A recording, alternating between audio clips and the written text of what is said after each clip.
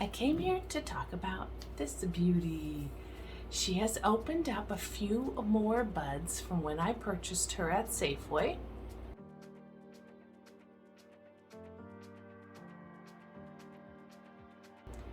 And I still don't know what kind of orchid she is, what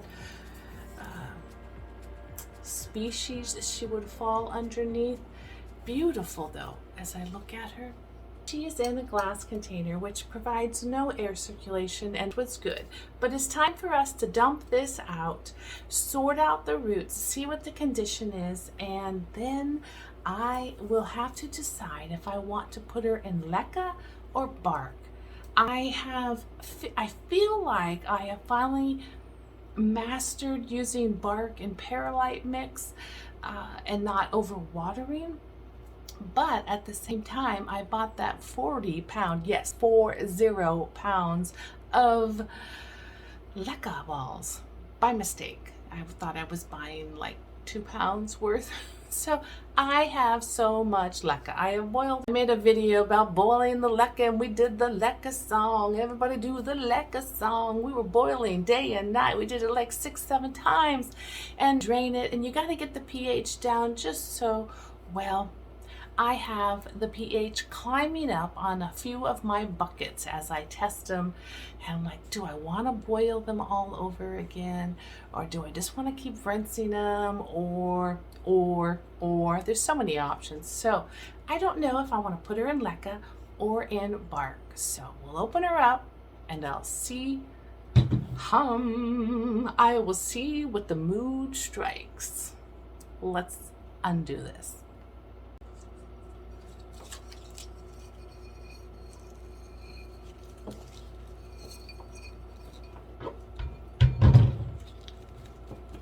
Ooh, it smells really, really like old bark. You know, that's the smell that will get my nose dripping in a few minutes. I'll be itching my nose. I'm just going to put this right over the trash can. I will show you if there's anything exciting that I find in here. She did have her moss plug wrapped up in there, so we got that out. I have a bucket of water next to me, and we will have to shake out those roots. But let's take her to the water bin right next to me. It does have some seaweed in it. Seaweed water. Can you see that? Get it closer. I am just going to tap, tap, shake, shake. We have a dead leaf. Gonna peel off. How are you guys doing today? Let me know in the comments down below. What have you done? If it's your summer season, have you done any vacationing? Have you gone anywhere? I know with COVID, some of us can't really go very far outside of our communities or our countries, but have you done anything fun? Love to know. I like having communication and dialogue back and forth with my viewers. It makes me feel like I'm chatting with a friend that's just a few blocks down the road that I can't quite get out to see. And that was the reason why I started my channel. Because with chronic illness, I wasn't able to always get out as frequently as I wished I could to go see my friends, or to do simple things like join a ladies get-together groups or game groups or a Bible study, or any of those things that required you to be a little more consistent on being present, you know. And with my migraines, I just had so many, I could not commit to things. And that was one of the reasons why I started my why I started my YouTube group, trying to think about making a community for those of us who, like myself, can't always get out. I'm gonna get my sterilized scissors. We sterilized them before we finished our adventures yesterday, and I'm gonna just feel around. These are pretty good. They don't feel mushy. A couple feel crunchy. That's a safe one to cut. Those look good.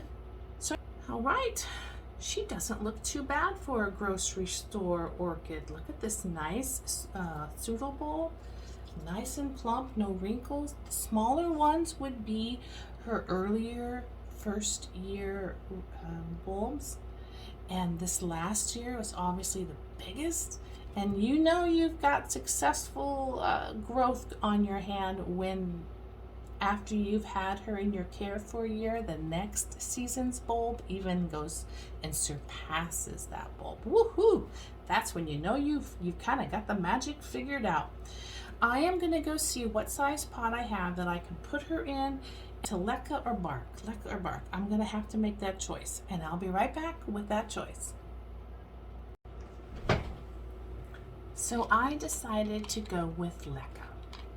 I chose a pot that's clear so I can check on the roots. It has a few holes on the side, which won't be a problem. Holes on the bottom, and the wicking stick of string is going through, and it will soak up the reservoir water. And string a little bit in there. There we go. Now I will fill in the leca. Can you guys see that? I think you can. It's kind of hard to get leca to go through all that, but we'll just work our way slowly, let it sink down. But I do know that this is her last bulb that she created, so I'm hoping the next one will fill in the back. So I'm kind of pushing the front forward, the old bulbs. I'm not really liking the fact that the roots aren't fully covered in the leca, so I may end up going to a bigger pot just so that more leca surrounds her. Let's check it and see how she settles down in there.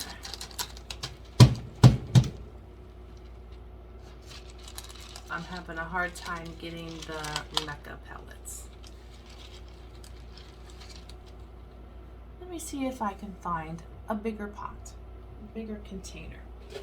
Reaching under the desk is like going into Mary Poppins' purse. You never know what you get. There we have wider. And here we have taller and wider than this one. That one fits in that, and that's lower. So I opted for the taller one. She has room to grow widthwise, and I will pull her up after I get the leca around her some more.